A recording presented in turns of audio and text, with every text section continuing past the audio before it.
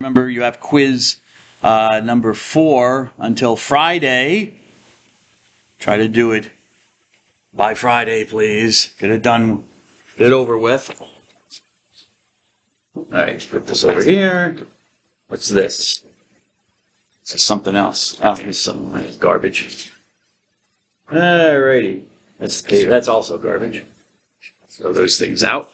Back to God. Please tell me I marked the page. No, of course. Ah! Okay, good. There we are. Okay. Anything else? I will talk more about the Native American, because it's Native American Heritage Month. I'll talk more about the La Florida martyrs on Thursday. I have to write down some notes for that. So I'll do that on Thursday. Not today, unfortunately. And is there anything? I've got the feeling there's something I wanted to say as well. Maybe it'll come back to me. Okay, God. Talking about God, and I think I stopped when I was talking about change. Yes, I believe I was talking about change. God does not become different. Whoops, there we go. God is becoming different. We become different because we're material. And also, I mean, if God were material, then it would stand to reason that he would probably become different too. He would change. And you see that in a lot of human religions, like Hinduism, where they have many, many gods, and the gods are born as babies. Krishna, the god Krishna, is a little blue baby, cute little baby. He grows up into a boy, then he grows up into a man. Makes sense, okay? Because the gods are material. They're part of the universe. They come out of, they're not the source of the universe. They actually come out of, there is a divine source of the universe, but this divine source for Hindus is not a personal being. It's just divine stuff from which everything comes. Yes. Ms. Sembalak, I'm going to make it my duty during this class today to make you smile. I mean, I already did it. Not hard. Or somebody else. I'll find somebody else. Maybe Mr. Morita. I haven't seen you smile yet. Maybe I'll get you smile. Or Mr. Means. Mr. Means, he's not here today, but we'll see what happens.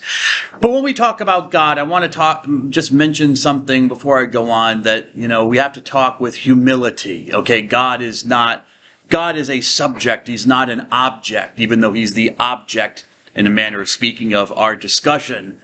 But he's something that, God is something that needs to be treated with humility because he is mysterious. He is something that can be known, but is beyond, ultimately, I have to remember, he's beyond my comprehension. In a different way from the universe. The universe is beyond my comprehension as well. There are a lot of things in the universe that I simply can't wrap my mind around, not because I don't understand them, because I do understand some of them, even though I'm not a trained astrophysicist or anything like that. But they're just so big that our minds can't conceive them.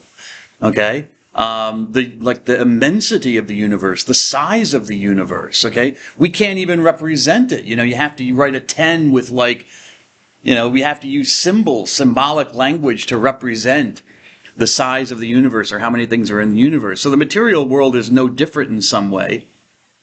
And I have to remember that with God, because when I'm talking about God, I'm talking about God as a being that's very different from God, and God is very different from me. We're not the same person. Yes. I'll move on from this. Person. Get to this definition of person. We are both persons. I can recognize God as personal, I think, because I can have a relationship with him. My experience.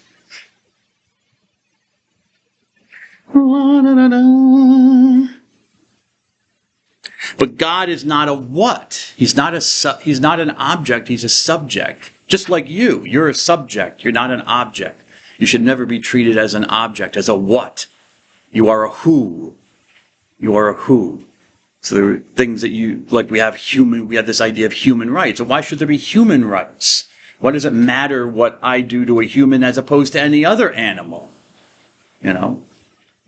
You put down a dog or a cat when it gets sick. I can put down another human being. But we don't see it that way. At least most people don't. Some people, who are in the animal rights movement would say, yeah, that's it's equivalent. Animals and humans are equivalent, but I think a lot of people would not see it that way. That's my opinion. I could be wrong. We are subjects. We are persons. We are whose, Ms. Tumulty. And I don't mean that in the Dr. Seuss sense, Ms. Tumulty. Yes? Like Susie Who. Anyways. So God doesn't change. He is a person. Maybe I need to come back to this. Go back to my conversation or my discussion of existence. If God exists, then like when we're talking about esse and ens, let's just go back to our picture here to remind ourselves of the difference between ens, which is being itself, and then having an essence, okay, and then having existence itself. But God's essence and existence are identical, which is another way of saying that God is ens itself. He is whatever is. As being whatever is, he doesn't change. He's pure act. He's always pure act. So there's no change in God, period. He's unchanging. If something exists, it exists. Existence doesn't turn on and off like a light switch. Okay? At least, there are some people who would dispute that. It would say, well, certainly it does. When you die, it's like turning off the radio or, powering off your phone or something. It's just, you're on and then you're not on anymore. And, it's like there's nothing there anymore. Okay, fine. But I think you can make a philosophical argument that existence continues, and so we continue in some way. Our existence continues because we exist. Existence is a good, it's a perfection of who we are. And we don't lose it just because our material existence might change, like fall away, like dying. So something doesn't exist. We do a thought experiment. We think about, okay, let's think of something that doesn't exist. It doesn't have any principle to make it exist. There's no gasoline in the engine, you might say. There's no charge in the battery. All right? You've got a Tesla and the charge is gone. You ain't going nowhere. You basically have like a 1-ton brick in your garage, which is a big problem because they won't replace the batteries. They want you to buy a whole new car. That's a thing I was hearing. I think it was NPR or something on the radio. This whole story they did about like there's one guy in the whole country who repairs Tesla batteries, and he's doing great business, of course, as you can imagine. But there's a long waiting list because he's like the only guy, and it's complicated work and it's dangerous work, and it's not cost effective for Tesla or any other EV manufacturer to replace the battery. It's too expensive. You might as well just buy a whole new car. So that's what they won't replace it. If it dies, it dies. The same thing with existence. If there's no spark to get existence, either exist. If you don't exist, you simply don't exist. There's nothing. What's the principle? I mean, if you know it, tell me, please. But I can't think of any principle to make something come into existence that doesn't, because unless it has its own principle of existence, like God. How do you go from non-being to being? So being, when it does exist, exists in all of its fullness. And because God is ultimate being, he is ens, he is existence itself, he has it in all of its fullness, and so he's unchangeable. God doesn't exist any more than he did. Well, to talk and say matters of time, of course, time doesn't apply with God, apparently. At least that's what I'm teaching you. God is beyond time. But, if we could, say 14 billion years ago when the Big Bang happened and the material universe came into its own existence, it's more than it was, isn't it? It grows, it expands, it's still expanding. The physical universe still expands, okay? But God is not physical. If he simply exists, he doesn't have any more existence than he did 14 billion years ago when something emerged, a singularity emerged and created all the galaxies, than he does now. So that's what we mean when we're talking about God being unchanging and unchangeable. He doesn't receive more existence as he gets like older. Although even that's kind of a misnomer, because when you think of being older, and that's probably why I don't like representations of God. You'll see them in Catholic churches. I really wish they wouldn't do this personally, where they show try to show the Trinity, the Father, Son, and Spirit, and you'll see Jesus, and you'll see a dove, a bird, and then you'll see the old man, and they usually give him like a triangle as a halo and stuff like that. I hate those images. I don't like them, because that's not true. I mean, God doesn't. If you become older, you're actually losing existence, aren't you, Mr. Bean? I'm 52. I don't think like, wow, I've got all these piling up years, Miss Cohen. No, I'm looking backwards like, man, how many years are behind me? I don't have very many left. So representing God as an old man is kind of like giving the reverse message. He's getting older. He's getting decrepit. He's getting close to death. Like his existence is decreasing, not increasing, but is increasing. God bless you. It's not increasing or decreasing at all. He simply is. It's unchanging. He's the pure act of existence.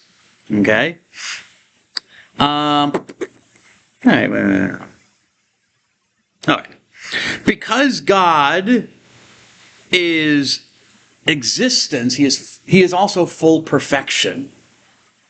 He's perfect in existence, which means that every perfection must also be fully realized in him. If he's also pure act, because action is a perfection. Okay, by doing things, we perfect ourselves, we make ourselves better. Okay? And so God possesses every perfection in the most perfect way, Mr. Mish. It's not just that God saying that God is perfect, that he's has everything that perfects him and makes him better or good. Okay, whole, you might also say, is another way of describing it. But he's whole in the most perfect and complete way, the best way possible. Okay, because we can be perfected as well, but we're always kind of incomplete. We can always be better. That's not the case with the idea of God. God cannot always be better. Okay? He simply, God is good, just like with his existence, he simply is good. He's not good with a little bit of evil mixed in, Because you want to keep God interesting, If God is love, then he's not a little bit of hate mixed in, It's like existence. If God is love, he's loving. Period. And in the most perfect way, the most loving way. If he's wise and knowledgeable in the most perfect way. It's not like, God knows how to organize galaxies and black holes, but he's not so good on, say, I don't know, spelling or something, You can never figure out whether it's there, Their, or it's there, There. Always gets those confused. And two throws them for a loop, So God is holy. He is set apart from the created world. The created world relies on him as its creator, as its source of existence. There's no beginning or end to him because those are limitations. Those are imperfections, not perfections. He's not limited by time or space like we are, because again, those are perfections. God's not running against the clock to get things done. Oh, I got to create the universe in 6 days because Sunday's coming up and I got to rest. Got to go to mass. Well, not if he's Catholic. He'll probably sleep in on Sunday.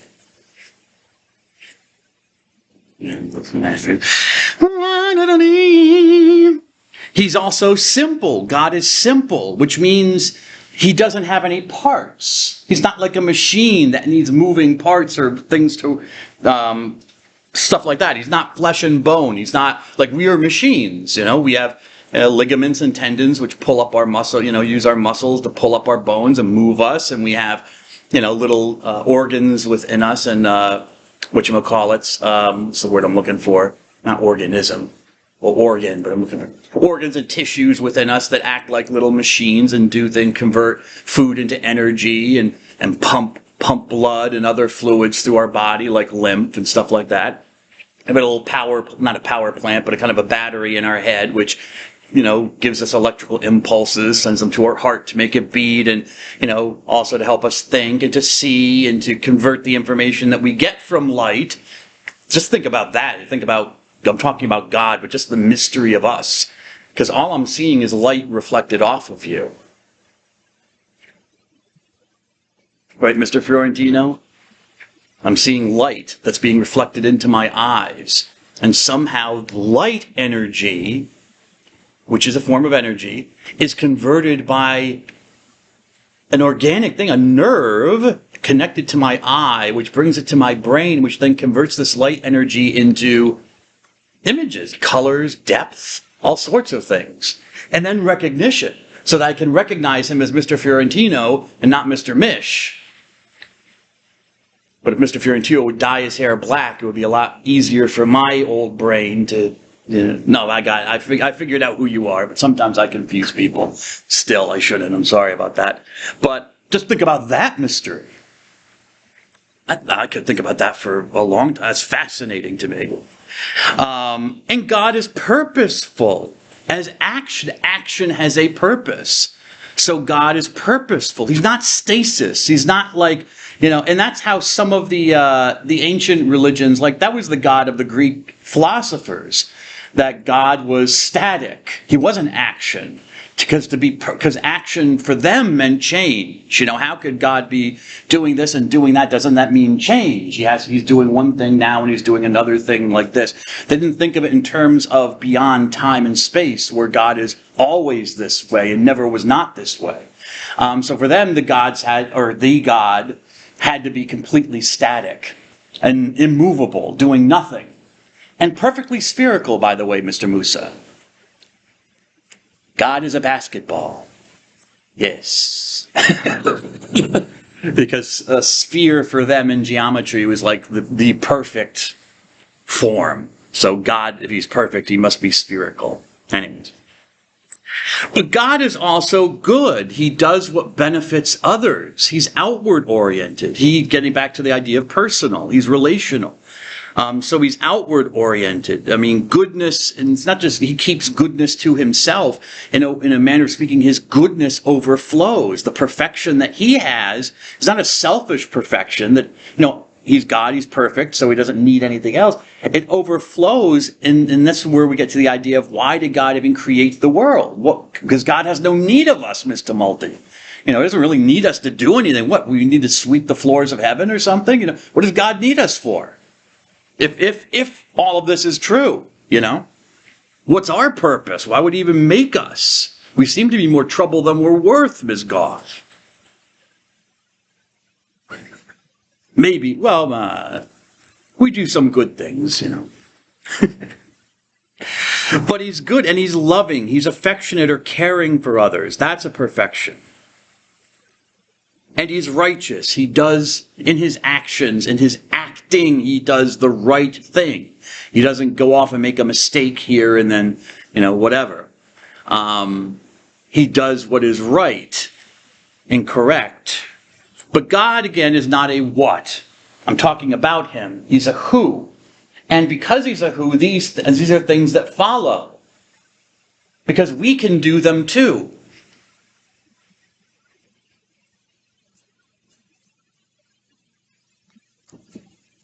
So a person is a very hard thing to define. At least I think so.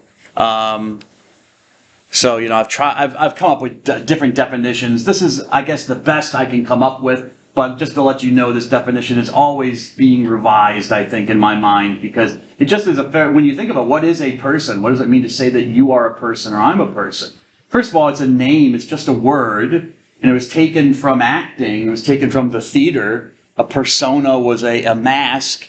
In the ancient times, they didn't put on makeup and stuff like that. In ancient Greece or Rome, they would hold masks of the character that they're playing, and they would speak through the mask.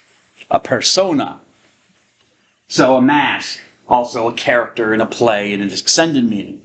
So that came into, for better or for worse, because it's not exactly the greatest word to use, but we have to use it because it just has a traditional meaning, a traditional usage.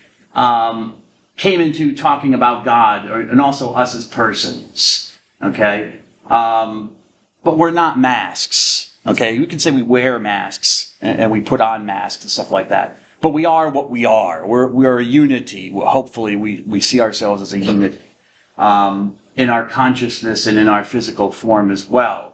That's not always the case, and that's usually where drugs come in. You might need to seek some help at a counseling center and maybe take some drugs, because you might be schizophrenic, which is schizo from Greek means to cut. You're cut apart. You feel like you're cut apart. Your consciousness and your materiality are not the same. You're not a person in a way. Mr. Bean, God bless you, sir. So it's just a word, but what is it talking about? Enduring, so it's persistent, okay? Conscious, it knows it exists. Unity, okay? So there's a union, a oneness of rational reason, so reason comes into play, action, and will comes into play to make choices, because that's what you do when you decide to act. You make a choice, your will. So we have reason and will, rational action, a unity, okay, a combination. You're conscious, okay, at least virtually conscious. I mean, someone in a coma you could say is not really conscious, although we don't necessarily know what's going on in the person's brain at the time. They could, we're not sure, maybe because I remember there was a case of a guy, I have I think an article on my computer from it, who was in a coma for a long, long time and came out of the coma, thanks be to God. But he said he could hear everything. He could hear what people were saying around him and stuff like that, but he couldn't respond, of course, because of the coma. Okay, so I'll take that for what it's worth, that, he wasn't just dreaming for that period, that he actually was hearing the nurses and the doctors and friends and people talk and family members. So who knows what's going on in a coma, but we are pretty conscious. Maybe not in this class, Mr. Musa, but, we're trying to be, Ms. Murray, we're trying to be conscious. So I have my coffee. We're aware, it comes from the Latin word scio, Ms. Shatson, which means to know. So we have knowledge. We're aware of things. We know things. And it's persistent. It endures. Okay? For as long as we might say, as these other things perdure. Okay? A person can be unconscious and is still a person. So a person in a coma is still a person and should ethically and morally be treated as a person with the respect that entails. So usually, say usually because, you never know, you could be in the Netherlands. Usually a person who's in a coma, you're going to feed the person, give them water, hydration, you're going to wash the body, wash them, move them around so they don't have bed sores and stuff like that, give them fresh bed linens. I'd say, well, why give them fresh bed linens? Who cares? They're unconscious. They're in a coma. What do they care if they're sleeping in poop? Because they're a person. Might be the response. They're a human being. Okay? We're a unit. We're rational. Even though we might lose our rationality, we're still persons. I mentioned schizophrenia before, which can be treated with medications and stuff. But part of it is the person makes loose associations. Their rationality is damaged in their brain. But the person, it's still a person. Just because he thinks he's Napoleon Bonaparte, I'm walking around campus saying I'm Beyonce, and wait until I drop my next album, Mr. Robles. It'll be great. I know I did country music last time, but I think I'm going to do Renaissance Fair. And I'm going to kill it, Miss Sembalak. Okay, so maybe I'm irrational. However, I'm still a person, so you still treat me with respect. Might recommend that I go to counseling and see somebody, okay. Even if I can't act. Even if I can't exercise my will, like say I'm a paraplegic, I'm someone who's disabled or physically disabled. And I can't, I need equipment, I need a wheelchair or something to move myself around, or I need people to do other things for me. I need them to wash me. I'm conscious. I can think. I'm doing whatever. But I need other people who are going to feed me because I can't move my arms, can't move my legs. Maybe can't move anything else. I'm still a person, though, even though I can't act. The enduring part is, I think, when we don't become a person. Okay? And this is where death comes in. Because, then it's a corpse, right? You don't say, well, where's the person? You say it's a corpse. It's not a person anymore. We know something has changed.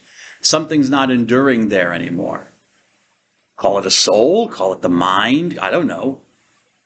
But it's not enduring.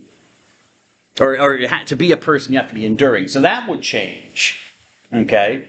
Once that's not enduring, then it's not a person anymore. Okay, so a person who is dead, I say a person who is dead, that's kind of a misnomer, right?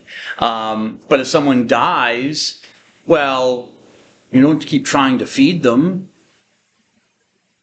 You don't keep washing the body or something, brushing their teeth day after day, unless you're like Norman Bates in the movie Psycho, in some kind of horror film, where you've got the corpse of your mother still, in a room upstairs and you're acting like she's still alive or something.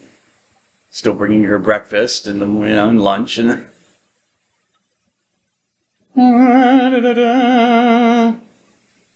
What is this?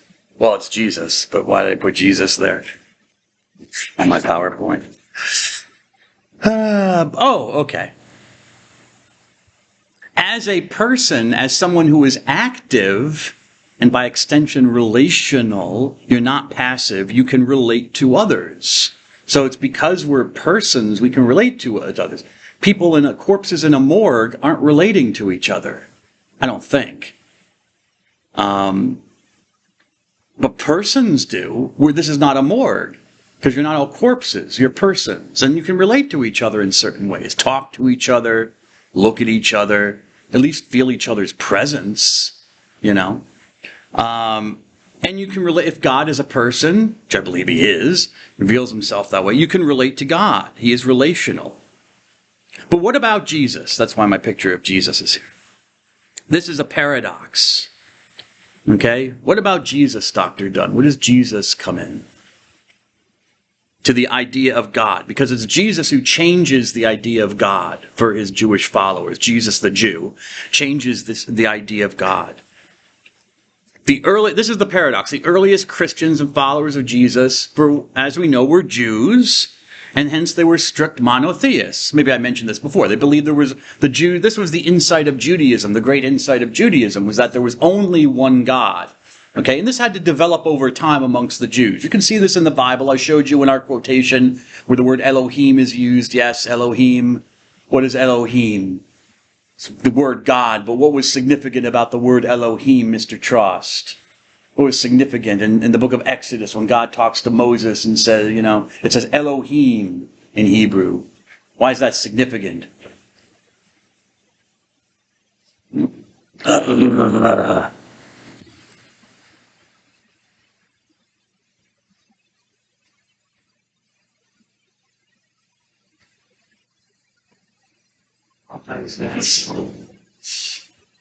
Elohim. All right, she's going to save your butter, Mr. Trost. Go ahead, Ms. Murray. I actually don't know 100%. Okay. Is it because it was like the first time they ever heard him, so who said that name? Well, that's interesting. It's fine if you don't know 100%. That's fine. Most of our knowledge isn't 100%, right, Ms. Gray? Yes.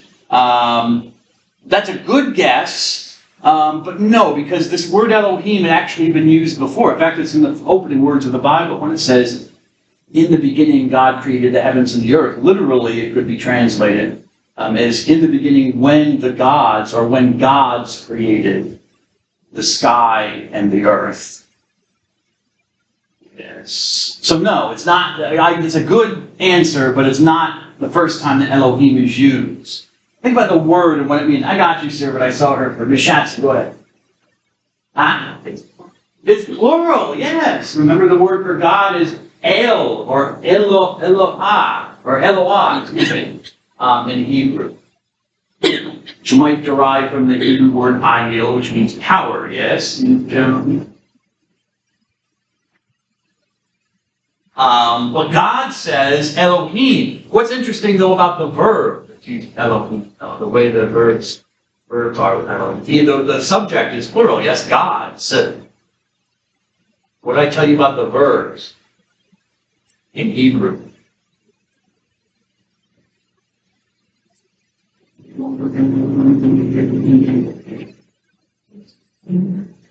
Remembers. Yes, good. Look at your notes. Good, good, good.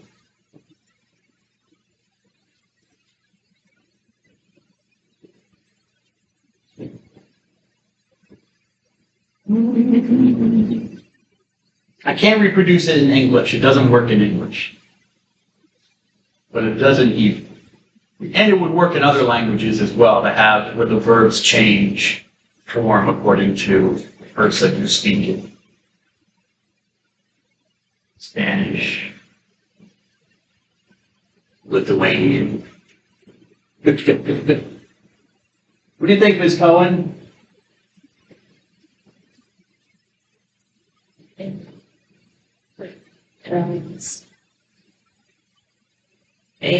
Is Paul saying? Okay, I think you're on the right track there. Elohim is certainly plural. What's singular? So that replace the AL, we are saying this singular for God and Messiah. No, God and Messiah are not necessarily the same thing. I mean, they are in Christianity, but well, no, there's a distinction. What's the thing about the verb? She mentioned singular. And the subject is plural, but is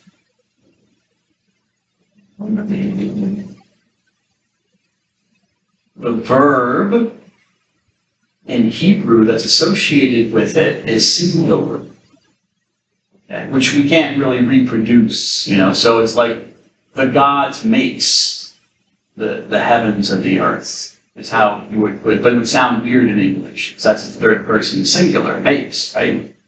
Okay, and that's how it is in Hebrew. It's Elohim, which is plural for God, gods. The verb is always singular, showing the unity, or the oneness of God, that it's one God, even though even though it's bad grammar in Hebrew, which indicates to me, for example, that maybe Elohim is part of a longer expression, like the God of gods, okay, or something like that. Like saying the Lord of Lords or the King of Kings. It's a superlative, okay, the highest of the gods, or something like that. It's kind of a term of majesty. He's not just God, he's gods, the highest God, okay. So that's the insight of Judaism, that there's one God. There's only one God in existence. And this they receive through revelation. This has to develop. This is not developed through philosophy. This is really a revelation God, because the Jews, even if you read the Bible in the early days, had kind of a belief that there were many gods and spirits around. There wasn't necessarily one God. And God has to kind of eventually say, no, there's just me. All right. And so they're strict monotheists, and this is pounded into their heads from childhood, of course, in the time of Jesus. There's one God only. All the gods of the nations are nothing. They don't exist at all. But almost from the start, these followers of Jesus proclaim their belief that he is God. He, a man, who appears to be a man, Mr. DeRusso. He is God. Ooh, that's interesting. That's from their experience. And they're not saying it because, because Jesus is the greatest, I think Jesus is my Lord. No, they're saying it because of their experience of Jesus. Okay? Now, sometimes, you'll see... if you go on the internet or go on YouTube and stuff, you'll see various biblical scholars who will say, Jesus never, called himself God. Even when he does kind of in the Gospel of John, that's really whoever wrote the Gospel of John putting that into his mouth, or describing Jesus. And that's okay, fine. That's, I wasn't there when John was writing his Gospel. It could be actual reportage of dialogues by Jesus, but it could actually be that John is meditating on who Jesus was.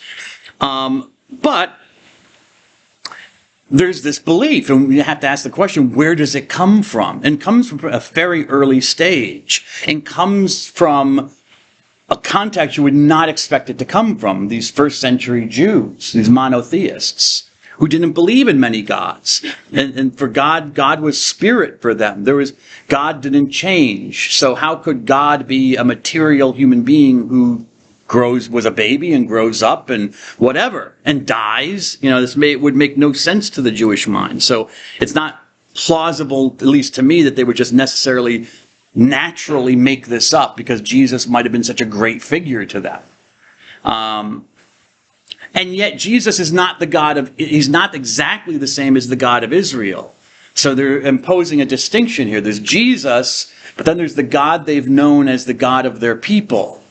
And they're not exactly the same. Well, how can that be? Because there's only one God, not two. So where does Jesus fit in if he's like another God? I mean, that seems to be a complete contradiction. Well, it is. It's a complete contradiction for everything that they've been taught as Jews and that you read in the Jewish scriptures and in their religion. So he's somehow a distinct, like a second God. The Father, there's God the Father now, and then there's God the Son. And this seems to come from the language Jesus uses to talk about himself. As I told you before, he never talks about Joseph, his biological father. God is his only father. That's his only father that he knows. And he is the son of him. He's not the son of Joseph. Jesus is called the son of Joseph. Okay? The son of the carpenter, and so on, but he never calls himself that. That's not his name for himself. Now, again, many biblical scholars would say, well, Jesus never really called himself God or thought of himself as God. That's just early Christians making it up as part of their belief in the resurrection, the rising from the dead, that Jesus was kind of made into a God. Or maybe God divinized Jesus. Okay, and then they read that in the resurrection. When God raised Jesus from the dead, he made Jesus into a divine being. Again, that's, try to go back to the context, which is hard, but if you try to go back to the context of who are we talking about here? Yes, that makes sense to me because, my ancestors were pagans, and it made perfect sense to them that, the gods had children. And men could become gods. Men and women could become gods. The ancient Romans and Greeks, that made perfect sense to them. To Hindus today, people who practice Hinduism today, they have no problem with that belief. It seems perfectly natural. Human beings can be divine. Made into a god or something, Not to Jews. Not to first century Jews. And they knew this. They were surrounded by paganism. They were surrounded by these ideas. And what made them distinctive was that they completely rejected them. There is only one God. These other gods are fantasies. They're nothing. So, it's not, it might make sense, for our culture when, we have or it might make sense for other cultures that we might be in, might make perfect sense that don't have this history. But for Jewish culture, especially at the time of Jesus, but even now, it would make no sense to them. I don't know that it would even enter into their minds to create something like this. Because it's a complete overturning of their religion. Their religion is not unique then amongst the world religion. Now they're saying there are two gods. So they're going back to polytheism. It's also equally as plausible to say that, or to argue that the idea of Jesus' godhood came from the early Christians' experience of him. Their actual experience of him, just in the same way as the idea of the Messiah had to develop. Okay, there were questions about whether Jesus was the Messiah. It wasn't perfectly clear, even to his apostles, who he was, that he was this King of the Jews. And there was nothing divine about the title Messiah, the Anointed One. So, I mean, it didn't, just because Jesus was called the Messiah, it didn't make him a god, all right? It made him a king, apparently, but not a god, a royal figure, but not a divine figure. And that idea had to develop, but that, I think, comes out of the experience of Jesus. That's how he was acting, the actions he was doing, the way he was talking about himself, even though he didn't come out directly and say, okay, yes, darn it, 100% I'm the Christ, I'm the Messiah. All right, that just wasn't the way he rolled. That wasn't the way he did things. But they kind of got the point, especially after the resurrection again. You can't underestimate the resurrection, because Jesus seemed like a failure having died on the cross.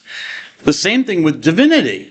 Jesus, I don't have any problem believing that, yes, there are statements, even in the Gospel of Mark, which is our earliest gospel, and if you've read it, you know that Mark does not highlight the divinity of Jesus. He doesn't have Jesus going around saying, I'm God, I'm God, I'm God. But Jesus seems to do things that only God can do. Okay, he describes Jesus in that kind of way.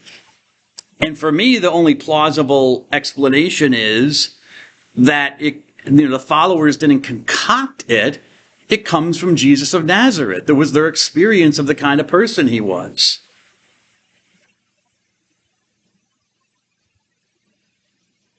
I mean, yes, you're going to see development. So when you read the Gospels, and you read the Gospel of John, which is the latest of the Gospels, it's very clear Jesus is a divine figure. He's saying that he's God in various ways, and talking about himself in that way. And so you could, as I said, you could see that as John's meditation on who he is. If you compare John's Gospel with Mark's, all that's gone. You don't have Jesus walking around making explicit statements to divinity and stuff like that. But, as I said, you look at the things that Jesus is saying about himself and doing, claiming to forgive sins. You don't need to go to the temple, which is where you worship God. And only God can forgive sins. You're a righteous Jew, out of offense, you had to go to go to the temple in Jerusalem and offer a sin offering. A lamb, sacrifice a lamb, a goat, pigeons, something. And not even if you committed a sin, just if you did something that was ritually unclean, like you walked over a grave or something, made you unclean.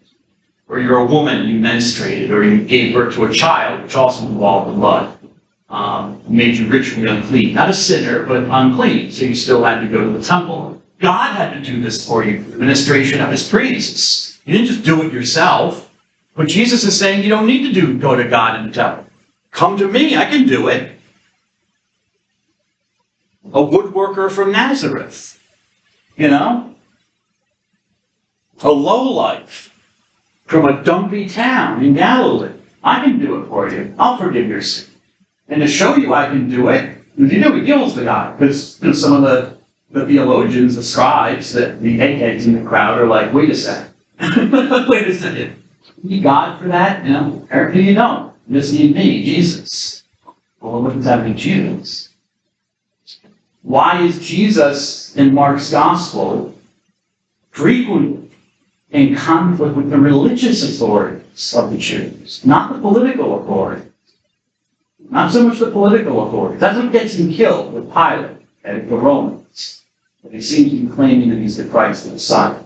But that's not the big problem for the religious authorities, the high priests, scribes who are kind of like theologians, scholars of the law, the Jewish law, protectors of the Jewish law. The Pharisees, who were very conservative, very religiously devout, and stuff like that, very protective of the tradition.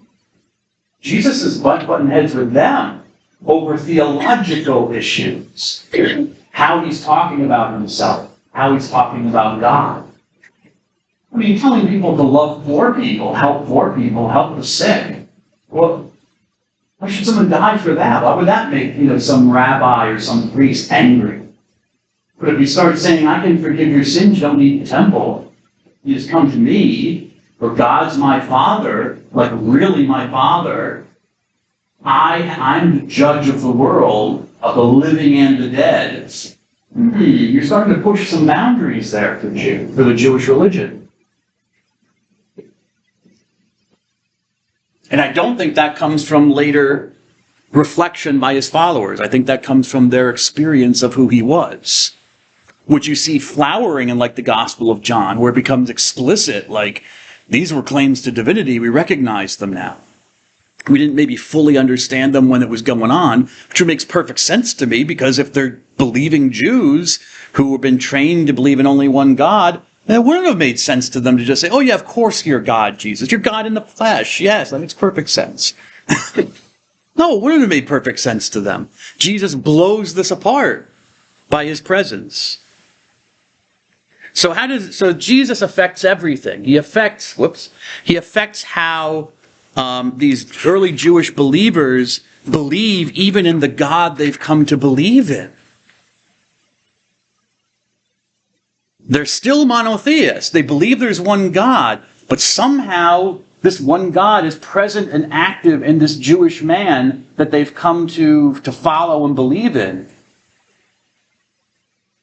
And they're confused by it. They don't have it all figured out. And you can see this in the New Testament. That's one of the reasons I love the Bible. The Bible is honest. They don't try to, they could have very easily, we don't need 4 Gospels. They could have very easily taken the story of Jesus, put it into, a nice form, made sure it was all in chronological, no disagreements or contradictions about Jesus was here and Jesus was there. No, makes perfect. Jesus goes from here to A to B to C to D to D. Jesus does this, he says this, all consistent. Matthew says there are 2 angels at the tomb when Jesus is raised. Mark says there's one. Actually, he says it's a young man. He doesn't even use the word angel. Oh, no. Correct that. Okay. Decide which version we want to go with. Right, Mr. Fiorentino? And that's the one the press office will put out at the Vatican. You know what I'm saying? No. Why would they be so stupid to preserve 4 different accounts which have contradictions and details and saying that? Why? Probably because they're apostolic. They do somehow derive from the earliest followers of Jesus. Probably also, I think, because they were true traditions and remembrances of things Jesus did and said. And so they were precious to the early Christian community, even if they disagreed. Okay? Because how do you make a decision between which is the right one and which is the wrong one if you weren't there? You see the same thing in the Jewish scriptures. Sometimes you have 2 or 3 versions of the same story. Because how do you decide which one is from God? Which one is telling if you weren't there? So you keep them all. And you don't try to work out the wrinkles. So when you read the Gospels, they don't try to work out the wrinkles of how Jesus is God for them. They don't. Their confusion is apparent all throughout. If you read the Gospels about what it meant that Jesus was God. What did that mean? It had to develop. The earliest view amongst Christians was this idea called subordinationism. How do we explain this? Because there is one God. They took that for granted as Jews, but they had to factor Jesus into it. So to be subordinate, to be of a lower order. So they thought Jesus, like a second God theory, you might say. Jesus was like a second God. The theological view saw God the Father as the ultimate source of Godhood, and saw Jesus, and then later we can add this thing called the Holy Spirit, as lesser but also God-like divine beings. That's the belief. They didn't try to explain it. You don't even try in the New Testament. You don't try and see explanations of how this is the case. It's just the expression of the belief.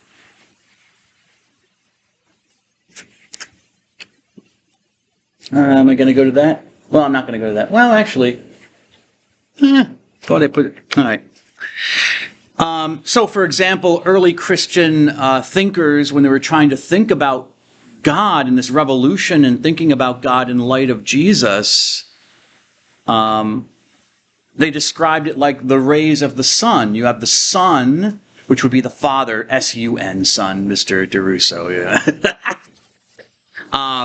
The difference between the Father, God the Father, and God the Son is like the sun and its rays. Okay, you have the sun, and then the rays of light that proceed from the sun, which are still part of the sun. They're rays of the sun, rays of light from the sun, but they're not maybe exactly the same as the sun.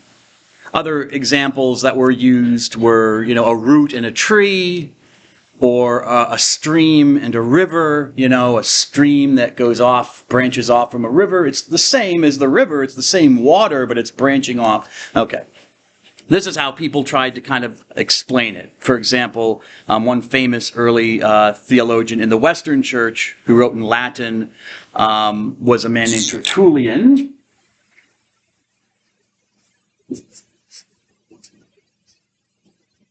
He died 220. He died in 220 AD. Okay, and he was one of the first to kind of really start thinking about these things in detail, and he gave us a lot of our terminology that we use in regards to God, at least in Latin. He was from northern Africa, from, I think, modern-day Tunisia. He was probably, he's a subordinationist. He had this view of Jesus as probably Jesus is a divine being, but he's kind of a lesser being than the one God, okay, the God of Israel. Because they had to explain these two realities. How could you have one God, but then Jesus is saying he's God? Are they just one and the same? Like, exactly one and the same? Well, some Christians did later say that's exactly the case. There was just one God. God the Father and God the Son are one and the same. Of course, you had to ask, well, why are you using different words then? Why doesn't he refer to himself as the Father? Period. Why does Jesus refer to himself as the Son, as if there's a distinction between the two, if he's talking about himself?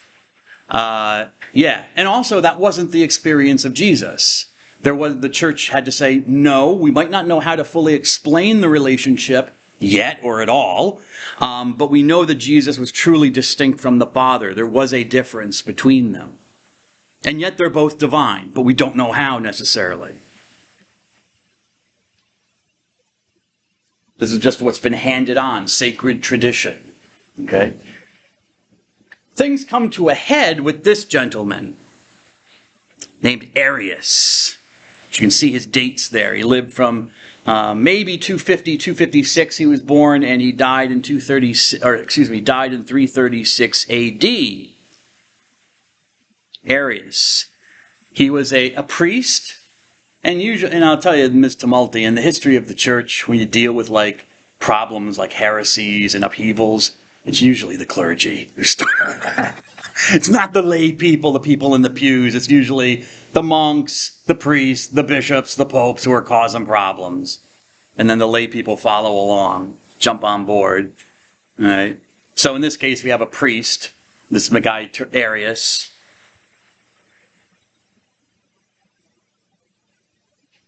Jeez.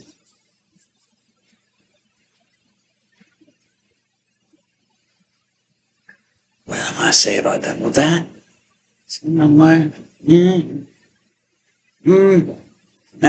it's gone. Doesn't matter.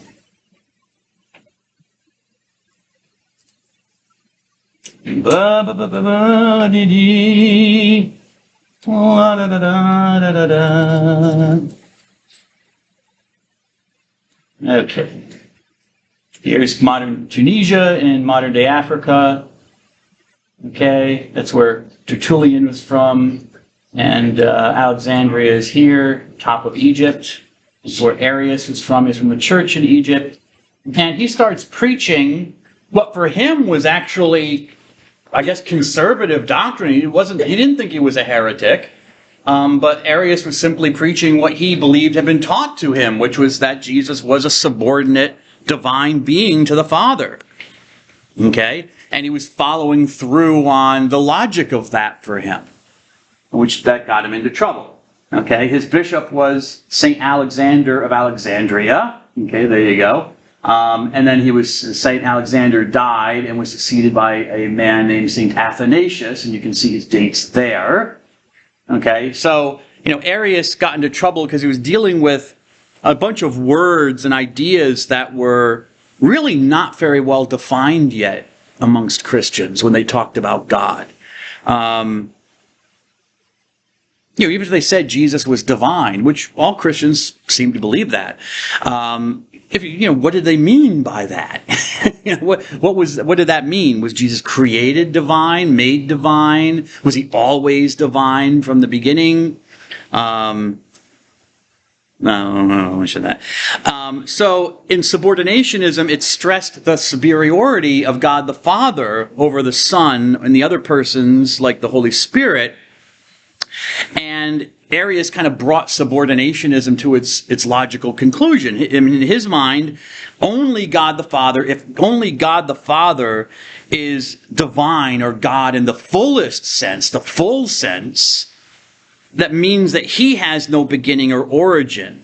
He is unbegotten. He is not produced or procreated in any way. He's not begotten. He's unproduced because he's the source of existence. But if Jesus has a source of existence, which seemed to him logical because Jesus is born, right? Jesus is born of a mother. I mean, how that happened is another question. But, Jesus is definitely born a man. So he can't be the source of all existence for Arius, but he's still divine, but he's created divine from God, you might say. The unbegotten God, the unproduced God, who has no beginning or origin. So the Son was also, you couldn't say for Arius that the Son was also uncreated or the Son was eternal. God the Son, meaning Jesus, was eternal or uncreated. Because for Arius's mind and his way of thinking, that would mean you're saying that Jesus is also without an origin. He's unbegotten. He's unproduced. And so you would have two gods without origins. Two unbegotten gods, which was a logical impossibility for Arius. It made no sense to him. One God, made sense. Be one source of existence, not two. Existence is singular, yes? It's unitary. So if Jesus is divine, which Arius thought he wasn't saying Jesus was a God, he has to be divine in some other way, like produced as divine, begotten as divine by God. Because it's clearly impossible that Jesus could be without origin. Okay, he obviously has a beginning from the Father. Jesus calls God his Father, not his equal. He's his Father, and I'm your son. I'm his son. So for Arius, that showed the impossibility. So Jesus had to be created like say he was an angel or something. But he was, of course, much more exalted, lifted up than an angel for Arius. But he compared him to Jesus to the angels. Okay, I mean, Arius never, again, I want to emphasize this. Arius was not disbelieving in the divinity of Christ or Jesus. He never challenges that Jesus is truly a God. He's truly divine. And he even calls him, actually I didn't put that down there. Maybe I have a quotation from him. I didn't. Even in some of his writings, I wish I had put that on the PowerPoint. Even in some of the fragments of his writings that we have quoted, he calls Jesus fully God. Not fully God. He calls Jesus perfect God, pleiros theos, fully God, the pleroma. Remember when we read from Colossians, the letter to Colossians, and this ancient Christian hymn, Paul applies it to Jesus, and then it applies that word pleroma, the fullness of divinity was in him. So Arius accepted that. He calls Jesus full God, but he's different. He's a created God, a lesser divinity. He's not God in the fullest sense. And so, well, what's the purpose then? Why did God create Jesus as a God? Well, Jesus acts kind of like as an intermediary. The true God, the one God, who's simple and immaterial, spiritual, perfect, doesn't change. He can't really be in connection with or an attachment with the changeable world, the material world, which does change and is imperfect. So he needs like a link, and that's where Jesus fits. Jesus is like the divine link between the all-perfect God who is separate from the universe and the cosmos, and so Jesus provides that link. Oh yeah, I do say perfect God, yes. And I give you the source. If you want to look it up, it's in one of the early Christian writers, Theodoret of Syre, and his History of the Church, the Historia Ecclesiastica, Book 1, Chapter 4. Just in case it reproduces, I think, a letter from Arius that we have, which is most likely authentic. It's not created. Anyways. He wrote a book. And actually, Arius gets into trouble with his bishop. Alexander of Alexandria, he removes Arius. He says, you can't teach these things. These are wrong. These sound wrong to me. Arius' reply, well, Arius is befuddled because he's like, Alexander, I'm teaching what I've heard you teach yourself. Did I misunderstand you? So see, you start to see the problem of language here, because Alexander apparently used similar language, but he didn't mean it in the same way. He wasn't drawing the same conclusions that Arius was. So there's a rift between them, and there's a big rift, because other Christians are like, well, no, we think Arius is right. This is exactly what we believe. This is what we think you've been teaching us. So there's a rift between Alexander, St. Alexander, and Arius, his priest. And so you have a big controversy. So Arius writes, and Arius is kind of a funny guy. I mean, he's a smart guy, because he creates little jingles for his crowd, his crowd of followers to kind of learn and sing that would embed his teaching. So he had little jingles like, equal or like himself, alone God has none, or any in glory. There was a time when he, meaning Jesus, was not, meaning he did not exist. He was created God by God. And Jesus is not equal to God. Only God is equal to himself. So God has none like him in glory, even Jesus. Jesus is a lesser being, a lesser God. So he created these little jingles that his crowd of followers, the Arians, would go around Alexandria chanting. And then the others who opposed Arius would go around chanting their stuff and get into all sorts of fights and stuff like that. Christians, love one another, and they get in all sorts of kerfuffles and riots and things. And Arius just, tries to defend his views and explain his views. He writes a book called The Banquet, or Thalia, which means a banquet, a big feast. I don't know why he called it that, but that's what he called it. And he outlines 4 of his opinions that we can summarize his views. The Son was a creature, was created God, albeit a perfect creature, perfect God, yes, but not the same as God, the origin. Because he was created, he must have a beginning in time. He has an origin, unlike God. So he was created in time and existed in time. He has no communion with the Father. He's, as it said, alone God has no one in glory with him. So he's not even communion. He doesn't know the mind of God. Okay? He doesn't know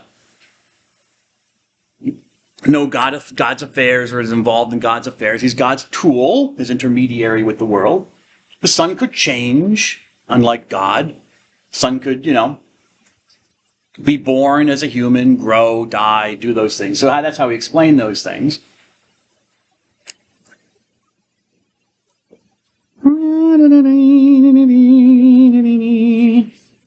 Oh, okay. Interesting.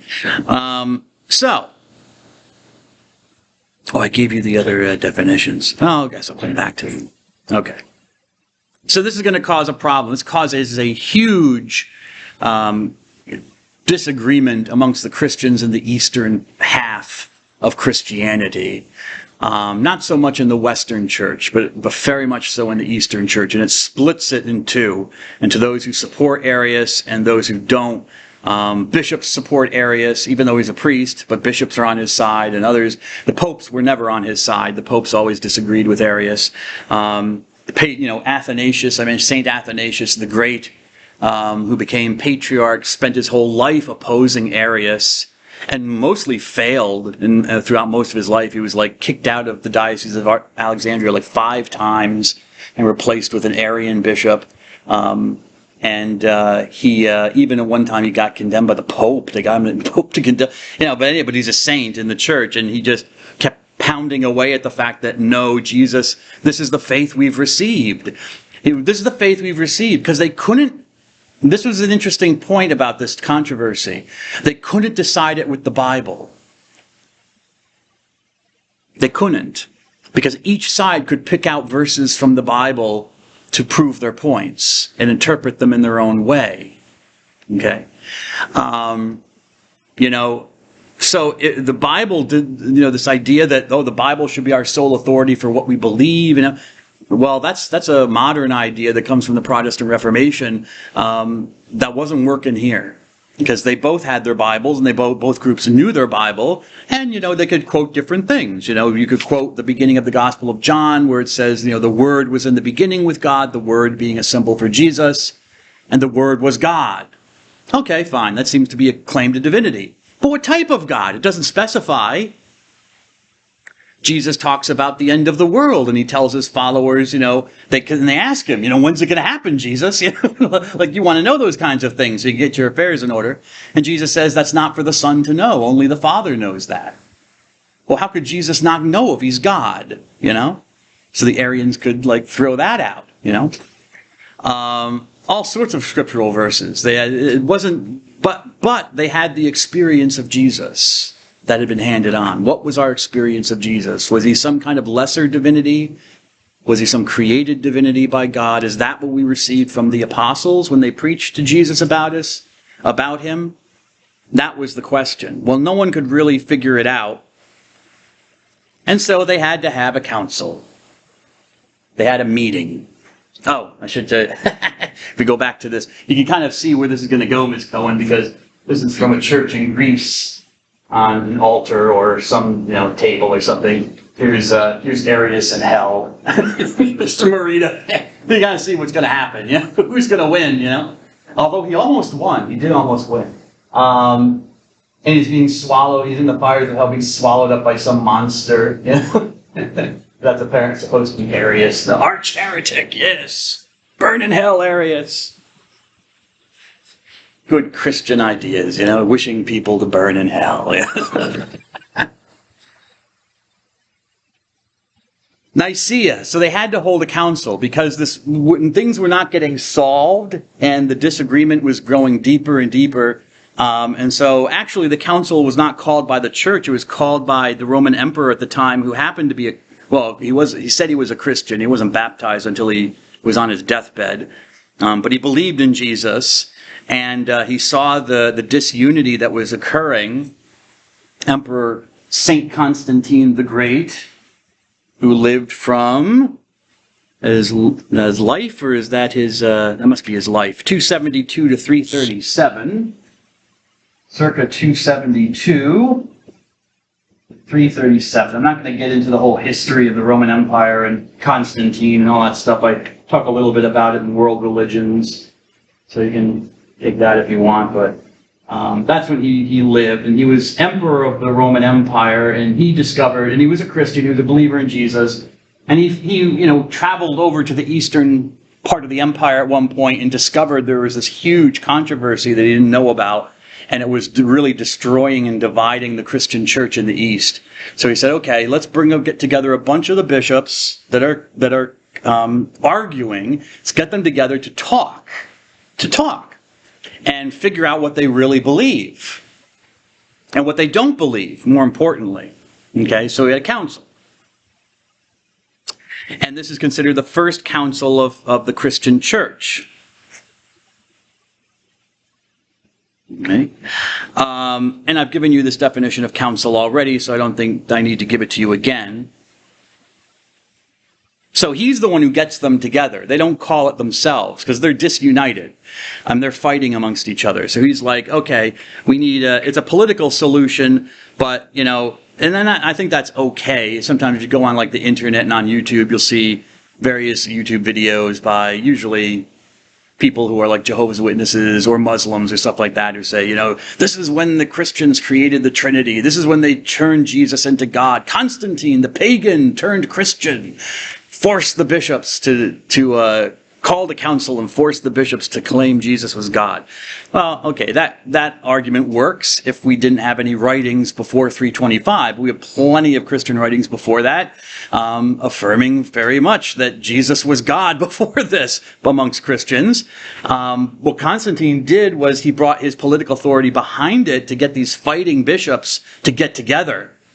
Because they couldn't. They were so divided, they couldn't even agree to get together to talk. And he forced them to do it. But he had no real role in the council. He allowed the full freedom of the bishops to talk amongst themselves. And even if he were there, he's one guy. You couldn't control them. I mean, because once the bishops came together in council, it was a circus. It was like a WWE thing, concert, or whatever they call it, exhibition. People throwing people over the top rope, people punching people in the face, not really. People picking up chairs and smashing them on someone's back. This is what happens at Nicaea. Okay, so where's Nicaea? We'll get to that in a, that's my final thing, and I'll stop with that, but I just want to show you where Nicaea is. It's in modern day Turkey. Okay? Remember, I think I might have mentioned this. I mentioned Constantinople. Did I mention Constantinople? Yes, that the capital had been moved to the east by Constantine, and he named it after himself. So right outside the city of Constantinople, that he didn't build the city. There was a city there before. I'm going to put this on a quiz, so you want to? I'll give you a map and ask you. He built on top of this city that was there before, but just outside of it, and you can see it, Izmir was a town or a village where they held the council. So that's where it was held, in northwestern Turkey, where they held this council of bishops. And I'll talk more about that on Thursday. God bless you all.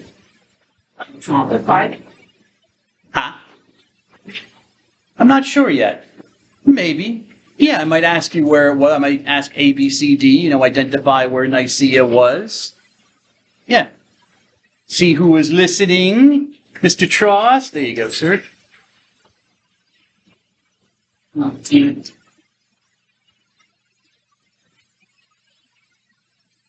Yeah.